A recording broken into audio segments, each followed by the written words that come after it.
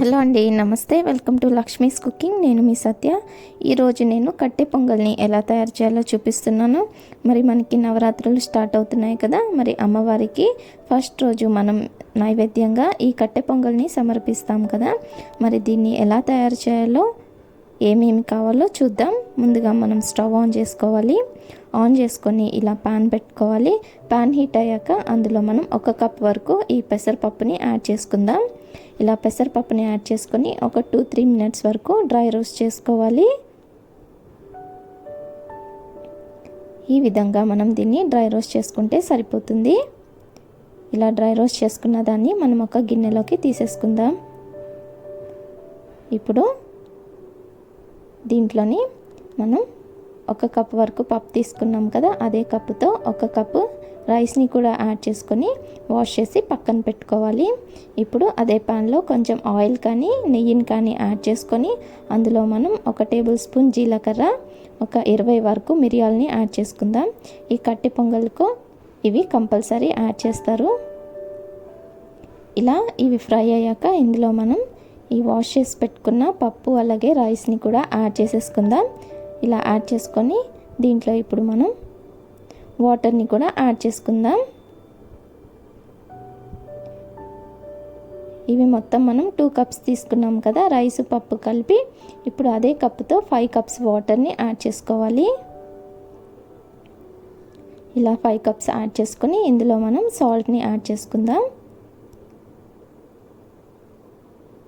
దీనికి సరిపడా సాల్ట్ అలాగే పసుపుని కూడా యాడ్ చేసేసుకొని ఒకసారి బాగా మిక్స్ చేసుకోవాలి.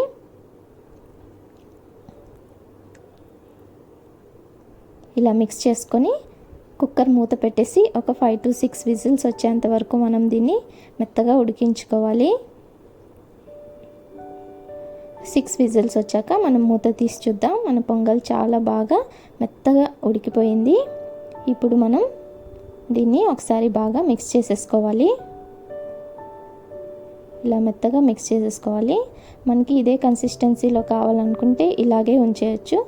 కొంచెం లూజ్గా కావాలనుకుంటే మనం కొంచెం వేడి నీళ్ళని ఇందులో యాడ్ చేసుకొని మనకు కావాల్సిన కన్సిస్టెన్సీలో కలుపుకుంటే సరిపోతుంది.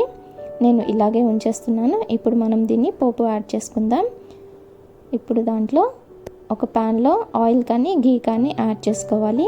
ఇలా యాడ్ చేసుకున్న దాంట్లో 1/2 టేబుల్ స్పూన్ జీలకర్ర, ఒక 5-6 మిరియాలు, కొన్ని జీడిపప్పులు యాడ్ చేసుకొని కొంచెం గోల్డ్ కలర్ వచ్చేంత వరకు మనం దీన్ని ఫ్రై చేసుకోవాలి. ఇలా ఫ్రై అయిన దాంట్లో మనం కొంచెం కరివేపాకుని కూడా యాడ్ చేసుకోవాలి.